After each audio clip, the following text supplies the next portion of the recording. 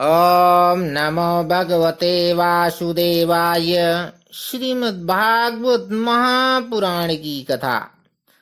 कृष्णं नारायणं वन्दे, कृष्णं वन्दे व्रजप्रियम्, कृष्णं द्वैपायनं वन्दे, कृष्णं वन्दे पृथासुतम्।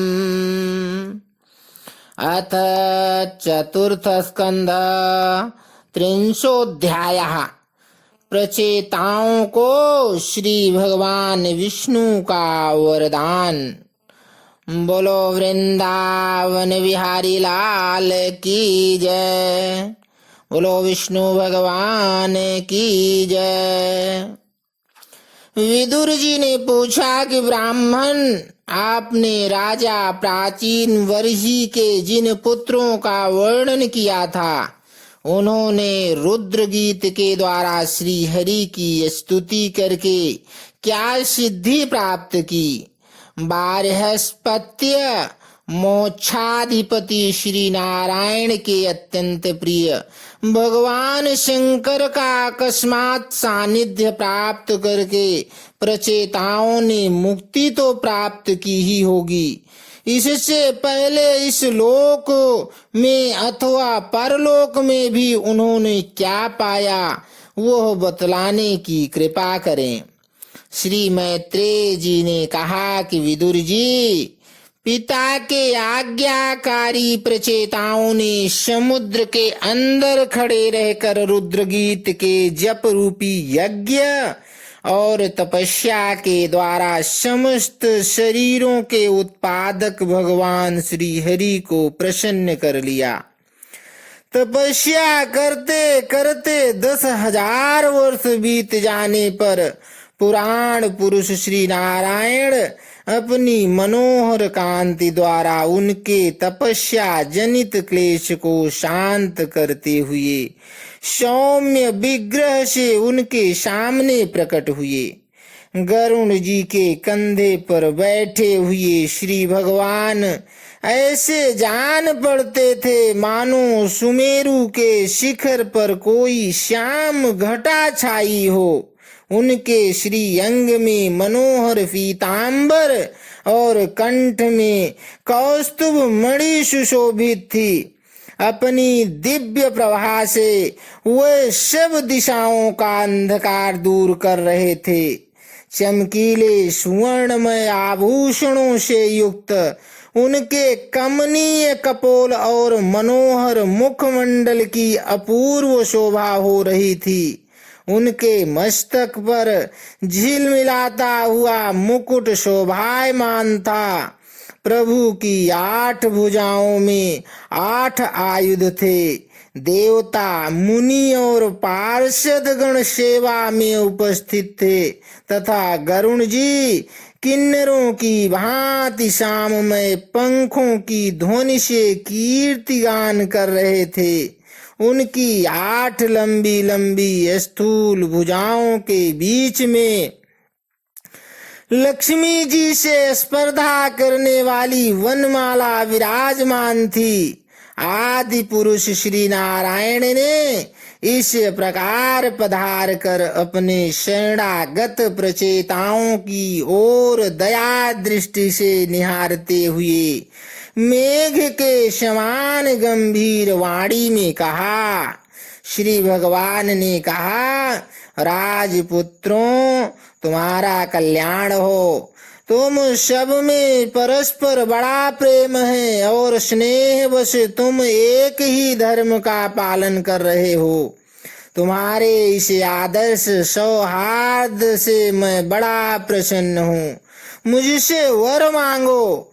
जो पुरुष सायंकाल के समय प्रतिदिन तुम्हारा स्मरण करेगा, उसका अपने भाइयों में अपने ही समान प्रेम होगा तथा समस्त जीवों के प्रति मित्रता का भाव हो जाएगा। जो लोग सायंकाल और प्रातः काल एकाग्र चित्र से रुद्र गीत द्वारा मेरी स्तुति करेंगे, उनको मैं अभीष्ट वर और शुद्ध बुद्धि प्रदान करूंगा। तुम लोगों ने बड़ी प्रसन्नता से अपने पिता की आज्ञा शिरोधार्य की है, इससे तुम्हारी कमनीय कीर्ति समस्त लोकों में फैल जाएगी। तुम्हारे एक बड़ा ही विख्यात पुत्र होगा, वह गुणों में किसी भी प्रकार ब्रह्मा जी से कम नहीं होगा तथा अपनी संतान से तीनों लोकों को पूर्ण कर देगा। राजकुमारों, कंडु ऋषि के तपोनाश के लिए इंद्र की भेजी हुई प्रमलोचा अप्सरा से एक कमल नैनी कन्या उत्पन्न हुई थी। उसे छोड़कर वह स्वर्ग लोक को चली गई। तब वृक्षों ने उस कन्या को लेकर पाला पोसा। जब वह भूख से व्याकुल होकर रोने लगी, तब औषधियों के राजा चंद्रमा ने दयावश उसके मुंह में अपनी अमृत वर्षणी तर्जनी अंगुली दे दी। तुम्हारे पिता आजकल मेरी सेवा भक्ति में लगे हुए हैं। उन्होंने तुम्हें संतान उत्पन्न करने की आज्ञा दी है, अतः तुम शीघ्र ही उस देवोपम सुंदरी कन्या से विवाह कर लो। तुम सब एक ही धर्म में तत्पर हो और तुम्हारा स्वभाव ही एक सा ही है, इसलिए तुम्हारे ही समान धर्म और स्वभाव वाली वह सुंदरी कन्या तुम सभी की पत्नी होगी तथा तुम सभी में उसका समान अनुराग होगा। तुम लोग मेरी कृपा से 10 लाख दिव्य वर्षों तक पूर्ण बलवान रहकर अनेकों प्रकार के पार्थिव और दिव्य भोग भोगोगे। अंत में मेरी अविचल भक्ति से हृदय का समस्त वासना रूप मल दग्ध हो जाने पर तुम इस लोक तथा परलोक के नरक तुल्य भोगों से उपरत होकर मेरे परम धाम को जाओगे।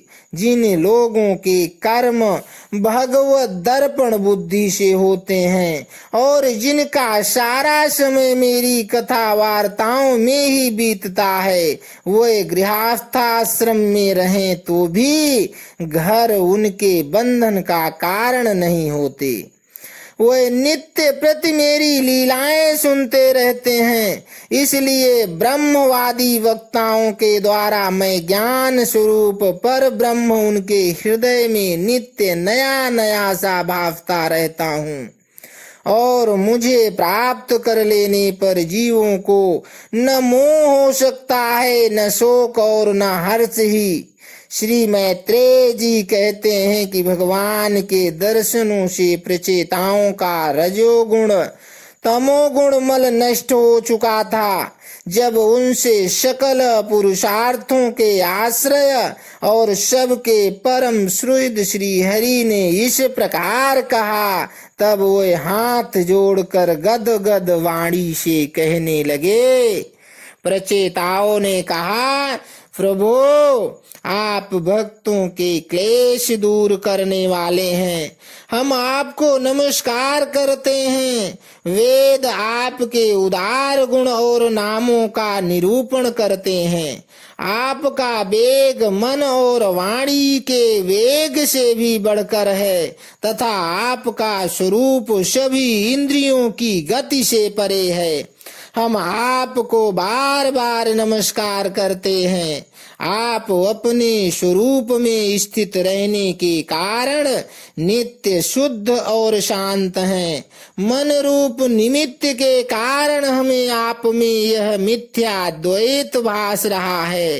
वास्तव में जगत की उत्पत्ति, स्थिति और लय के लिए आप माया के गुणों को स्वीकार करके ही ब्रह्मा, विष्णु और महादेव रूप धारण करते हैं। हम आपको नमस्कार करते हैं। आप विशुद्ध सत्व स्वरूप हैं। आपका ज्ञान संसार बंधन को दूर कर देता है। आप ही समस्त भागवतों के प्रभु वसुदेव नंदन भगवान श्री कृष्ण हैं। आपको नमस्कार है।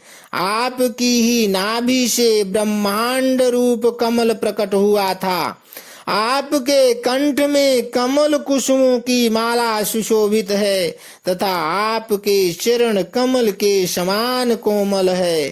कमल नयन आपको नमस्कार है। आप कमल कुसुम की केसर के समान स्वच्छ पीतांबर धारण किए हुए हैं। समस्त भूतों के आश्रय स्थान हैं तथा सबके साक्षी हैं। हम आपको नमस्कार करते हैं। भगवान, आपका यह स्वरूप संपूर्ण क्लेशों की निवृत्ति करने वाला है। हम अविद्या, अस्मिता, राग, द्वेष आदि क्लेशों से पीड़ितों के सामने आपने इसे प्रकट किया है। इससे बढ़कर हम पर और क्या कृपा होगी। अमंगलहारी प्रभो, दीनों पर दया करने वाले समर्थ पुरुषों को इतनी ही कृपा करनी चाहिए कि समय समय पर उन दीन जनों को ये हमारे हैं इस प्रकार स्मरण कर लिया करें। इसी से उनके आश्रितों का चित्त शांत हो जाता है। आप तो क्षुद्र से शुद्ध प्राणियों के भी अंतःकरणों में अंतर्यामी रूप से विराजमान रहते हैं। फिर आपके उपासक हम लोग जो जो कामनाएं करते हैं, हमारी उन कामनाओं को आप क्यों न जान लेंगे। जगदीश्वर, आप मोक्ष का मार्ग दिखाने वाले और स्वयं पुरुषार्थ स्वरूप हैं। आप हम पर प्रसन्न हैं। इससे बढ़कर हमें और क्या चाहिए। बस हमारा अभीष्ट वर तो आपकी प्रसन्नता ही है।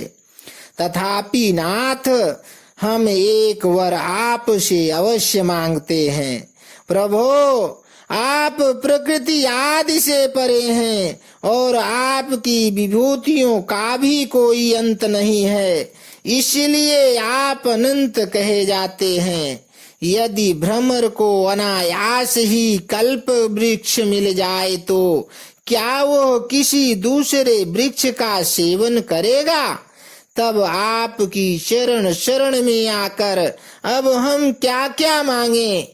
हम आपसे केवल यही मांगते हैं कि जब तक आपकी माया से मोहित होकर हम अपने कर्मानुसार संसार में भ्रमते रहें, तब तक जन्म जन्म में हमें आपके प्रेमी भक्तों का संग प्राप्त होता रहे। हम तो भगवत भक्तों के क्षण भर के संग के सामने स्वर्ग और मोक्ष को भी कुछ नहीं समझते, फिर मानवी भोगों की तो बात ही क्या है। भगवत भक्तों के समाज में सदा सर्वदा भगवान की मधुर मधुर कथाएं होती रहती हैं, जिनके श्रवण मात्र से भोग तृष्णा शांत हो जाती है। वहाँ प्राणियों में किसी प्रकार का बैर, विरोध या उद्वेग नहीं रहता। अच्छे अच्छे कथा प्रसंगों द्वारा निष्काम भाव से सन्यासियों के एकमात्र आश्रय साक्षात श्री नारायण देव का बार बार गुणगान होता रहता है। आपके वे भक्तजन तीर्थों को पवित्र करने के उद्देश्य से पृथ्वी पर पैदल ही विचरते रहते हैं। भला उनका समागम संसार से भयभीत हुए पुरुषों को कैसे रुचिकर न होगा। भगवान, आपके प्रिय सखा भगवान शंकर के क्षण भर के समागम से ही आज हमें आपका साक्षात दर्शन हुआ है। आप जन्म मरण रूप दुस्साध्य रोग से श्रेष्ठतम वैद्य हैं, अतः अब हमने आपका ही आश्रय लिया है। प्रभो, हमने समाहित चित्त से जो कुछ अध्ययन किया है, निरंतर सेवा शुश्रूषा करके गुरु ब्राह्मण और वृद्धजनों को प्रसन्न किया है तथा दोष बुद्धि त्याग कर श्रेष्ठ पुरुष सुहृद गण बंधु वर्ग एवं समस्त प्राणियों की वंदना की है और अन्नादि को त्याग कर दीर्घ काल तक जल में खड़े रहकर तपस्या की है, वो सब आप सर्वव्यापक पुरुषोत्तम के संतोष का कारण हो, यही वर मांगते हैं। स्वामीन, आपकी महिमा का पार न पाकर भी स्वयंभू मनु, स्वयं ब्रह्मा जी, भगवान शंकर तथा तप और ज्ञान से शुद्ध चित्त हुए अन्य पुरुष निरंतर आपकी स्तुति करते रहते हैं। अतः हम भी अपनी बुद्धि के अनुसार आपका यशोगान करते हैं। आप सर्वत्र समान शुद्ध स्वरूप और परम पुरुष हैं। आप सत्य मूर्ति भगवान वासुदेव को हम नमस्कार करते हैं। श्री मैत्रेय जी कहते हैं, विदुर जी, प्रचेताओं के इस प्रकार स्तुति करने पर शरणागत वत्सल श्री भगवान ने प्रसन्न होकर कहा, तथास्तु। अप्रतिहत प्रभाव श्री हरि की मधुर मूर्ति के दर्शनों से अभी प्रचेताओं के नेत्र तृप्त नहीं हुए थे, इसलिए वह उन्हें जाने देना नहीं चाहते थे। तथापि वे अपने परम धाम को चले गए। इसके पश्चात प्रचेताओं ने समुद्र के जल से बाहर निकलकर देखा कि सारी पृथ्वी को ऊंचे ऊंचे वृक्षों ने ढक दिया है, जो मानो स्वर्ग का मार्ग रोकने के लिए ही इतने बढ़ गए थे। यह देख कर वे वृक्षों पर बड़े कुपित हुए। तब उन्होंने पृथ्वी को वृक्ष लता आदि से रहित कर देने के लिए अपने मुख से प्रचंड वायु और अग्नि को छोड़ा, जैसे कालाग्नि रुद्र प्रलय काल में छोड़ते हैं। जब ब्रह्मा जी ने देखा कि वे सारे वृक्षों को भस्म कर रहे हैं, तब वे वहां आए और प्राचीन वर्ही के पुत्रों को उन्होंने युक्ति पूर्वक समझाकर शांत किया। फिर जो कुछ वृक्ष वहां बचे थे, उन्होंने डरकर ब्रह्मा जी के कहने से वो कन्या लाकर प्रचेताओं को दी। प्रचेताओं ने भी ब्रह्मा जी के आदेश से उस मरीषा नाम की कन्या से विवाह कर लिया। इसी के गर्भ से ब्रह्मा जी के पुत्र दक्ष ने श्री महादेव की अवज्ञा के कारण अपना पूर्व शरीर त्याग कर जन्म लिया। इन्हीं दक्ष ने चासुर मनवंतर आने पर जब काल क्रम से पूर्व सर्ग नष्ट हो गया, भगवान की प्रेरणा से इच्छा अनुसार नवीन प्रजा उत्पन्न की। इन्होंने जन्म लेते ही अपनी कांति से समस्त तेजस्वियों का तेज छीन लिया। ये कर्म करने में बड़े दक्ष कुशल थे, इसी से इनका नाम दक्ष हुआ। इन्हें ब्रह्मा जी ने प्रजापतियों के नायक के पद पर अभिषिक्त कर सृष्टि की रक्षा के लिए नियुक्त किया और इन्होंने मरीचि आदि दूसरे प्रजापतियों को अपने अपने कार्य में नियुक्त किया। इति श्रीमद्भागवते महापुराणे पारमहंस्यां संहितायां चतुर्थस्कन्धे 30ोऽध्यायः सम्पूर्णः। बोलो वृंदावन बिहारी लाल की जय। बोलो विष्णु भगवान की जय।